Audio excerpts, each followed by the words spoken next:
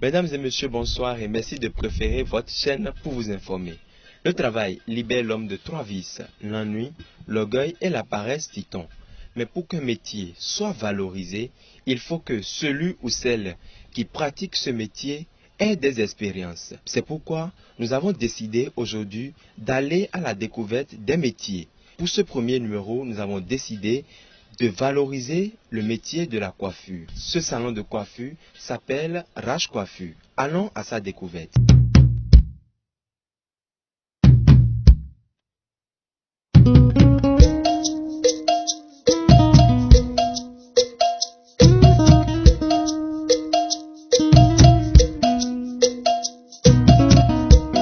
Travailler prenait de la peine, c'est le fond qui marque le moins. Un riche laboureur sentant sa mort fit venir ses enfants et leur parla sans témoin. Travailler prenait de la peine. Afrique. Milo Raj Coiffure ici atelier. Oyo na milo je que yewe sous patron bukason imele do kwe. Be viro yeme bifi. Ni abdu mokaka comportement tele ya tenu do pour quand mokaka boro yin sous patron mufi. Comportement là do de yedo de nyewatitan mamo me de file. Bon yen so yin metitan de wa. Poison ni sous patron. Pene bi mo ya to biblo do azon lo me. Nko bibae kwe atom. Oui, attends, comme ils t'ont né, non, wan bon pour mi ko, non fiero mi ou akabi, non do chanti ko mi ko do pere mi, sune do po yiro te beaucoup de mi non wan bon, ko do de non wan bon pour mi ko na mi. Quand mi ton emlon fiero mi ko, e non na mi conseil, emlon nyira hundo mi lego, ni mi wande e non do na mi, bo e non zemisien ibo no plon no. Tetewe adobo na hona ganto edo ado eno na mi conseil ono suro conseil nele na zo ado nu konyido azonto me dete adobo na kusedo ne dede ndo na kusedo na ewe ndo azon ewle ton na yaga e na mo azon vi susu kigo eton na yaga bo inko eton na so yaga na de mlon fiedo mi ole go c'est bon mi bla afefe do chechena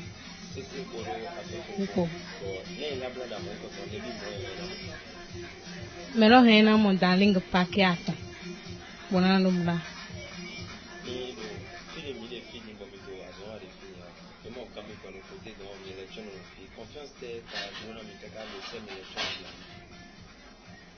parce que ni les soleil des gamins ton pour mi do ai ha me boyen lo mi gambai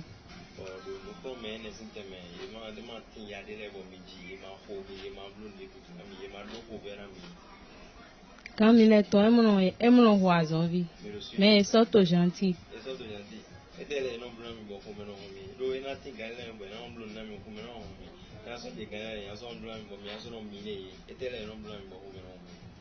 Kwede vole eno makwena mi eso ya eno konu po mi po eno yo mi si ai mo na mi conseil o ho me no me azon vi le taw azon vi le sin cheche est-ce que mi ton egbe me bi ton to po plus e ba su che tron le En tant qu'âgé, vous avez décidé de continuer encore l'apprentissage. Parce que dans ma vie, j'aime trop la coiffure. Et je préfère le faire. C'est pour cela que quand j'ai laissé les bancs, j'ai dit que je vais faire le coiffure. Non, pas du tout, je n'ai jamais constaté ça. Et comment elle se comporte avec vous? Est-ce que quand elle vient le matin, elle commence par rire avec vous? Même si vous commettez de désordre, elle essaie de prendre ça, elle rit avec vous? Elle rit avec nous, elle n'est pas sévère avec nous. Elle est gentille, toujours en joie. Et selon vous, qu'est-ce qu'elle vous a fait dans votre vie et vous avez dit qu'elle est tellement gentille? Elle est tellement gentille parce que dans l'atelier que j'ai quitté avant de venir ici, là, il n'y a pas la paix là où j'ai quitté. Ce que je ne trouve pas là-bas, je trouve ça ici. Je trouve ça ici. C'est ça qui m'a fait la joie, quoi, pour rester. Et quelle est la prière que vous avez à adresser à votre patronne? La prière que je voulais lui adresser, je vais lui dire qu'elle va évoluer dans la coiffure plus que ça. Elle va avoir beaucoup de talent. Beaucoup de personnes vont la connaître dans sa vie. Elle sera dans la bénédiction de la Vierge Marie. Et je pense que vous allez continuer aussi la publicité pour elle. Oui, parce que si je quitte ici et si je fais la presse et on me demande qui est ta patronne, je vais indiquer ça avec gentillesse. 6 apprentis avec diverses éducations confiés à Rachel Wessou pour leur formation. Quels sont les services que Rachel offre à ses clients et comment elle arrive à consolider la gestion de ces 6 apprentis avec son travail? Élément de réponse dans cet entretien qu'elle nous accorde. Miwa atelier miton toegbe. Bono motono kumonde mino bloro file. Mikawa di mimo mele. Wesu medele to dabla. Medele to ay ni fin. Feni sin nele bido. Avole soro fibo mi somo. Est-ce que ma tourne mino blo mi mina jren de mino blo le na mi peria? Nunde nombai esu. Do yono jirado sin kote. Nombai nukume do na me. De mino yorodo makeup. No klo afona me. De no yorodo pedicure manicure. Nsano savo. Nze no si sadogo. Bosono bai collier. Oje de no yije do no bai afokpa sake nere. Lekpo en no bai. Mido tout à l'heure dino mise no si sago. Coiffure e manana mido mo e awezo mo mido ze no si sago na. Coiffure na. Ni do salon do te. Nune do no si sa de do fisu. Mesh do fi. Produit temele et do fi, avoir do fi, collier do fi, collier en fer et do fi. Traitement d'aton le de no souda, pommade de no souda le ton nous si ça de no zego, nous si ça de zego le wone. Mika odo azone wadi ona odo kwena bimo. Nkodo coiffure en côté din, ewewe din. Ena I kwe wiene. Ewewe din ena I kwe wiene. Minando hodo gestion de asonvi miton let on dit yesu kodo fi manion de mino gérer egmon na mino gérer egmon bo entente non mime kaka bo sanoku asonvi chele no gérer normal do asonvi ya ide hon egbe di mede masono ma traiter asonvi ba adona he asonvi do salon tweli todo plovi no do plovi bo entente na tin do chenchen na mi ni do viro te chinua ana yuro filo kede o kan lo do pono filo do pono bo mi na pe awe bo na do ko ne bo na ze de bo do dego me azonvi wa nu bo to me gba ye nu sin to gba e yo ene ma do ho me fi azonvi ti re ko yen po mi ta ri to do plo no do plo wo ezon bo ye do su bo me pono nu kiko me we re pono ena kawajo bo ena wa nu bo ena vena mi kaka ido bade me bo khiko ena mérité khiko na mina réagir bon gan me. Bon, elle a job à son vidéo de na wanu, buena bio vive me, ni ete bio vive me. Nozemi, bonoze viro si anye ma imba, aide hon egbe di Obama klon vi, ki ho makaso klon vi. Na ze si anye di den dog mo tintandai. Be de abayi enyon ya.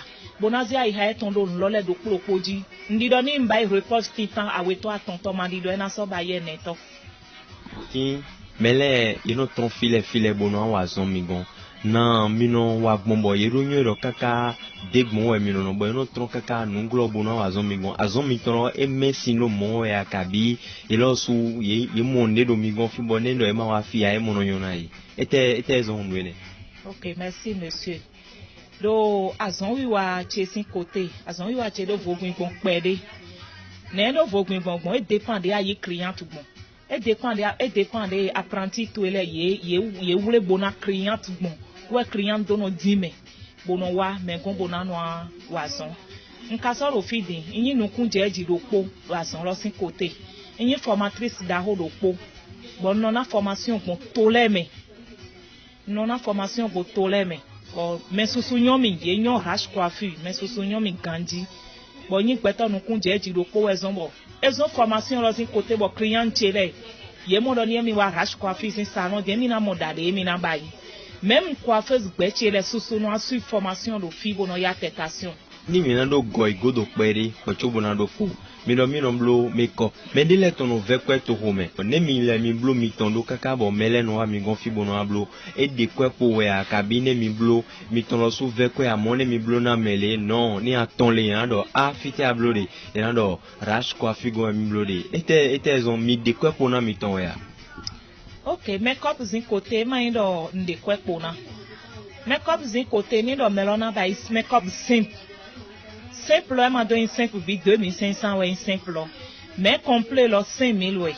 Et na so job gbeto na 2000 wa na simple. Ba na so ba ine bo na yon pon, do alo le bi ma so zen. Et na so job gbeto na so 1500 wa na simple. Donc fi de melo 1500 wa de.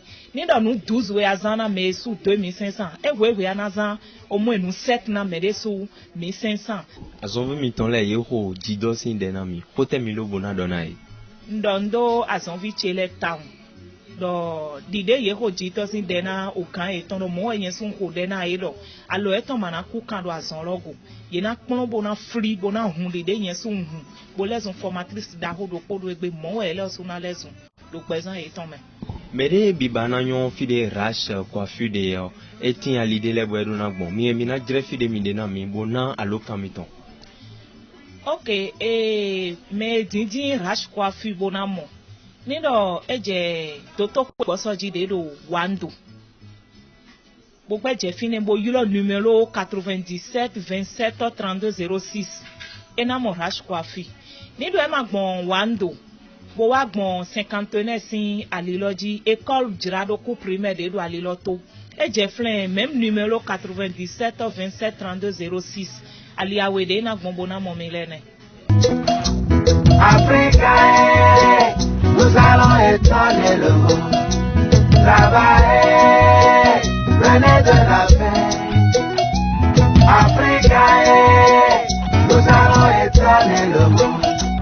Travailler, Africa, Africa, Africa, Africa, Africa, Africa,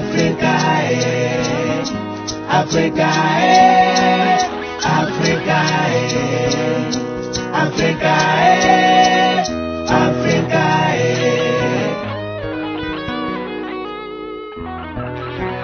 Mesdames et messieurs, nous sommes à la fin de notre découverte que nous vous remercions d'avoir suivi avec attention. Vous connaissez désormais le centre de coiffure Rash Coiffure. Vous avez suivi, vous avez vu ce qu'elle fait et vous pouvez désormais apprécier. Merci d'avoir été en notre compagnie et à bientôt pour un autre numéro. Ciao, ciao.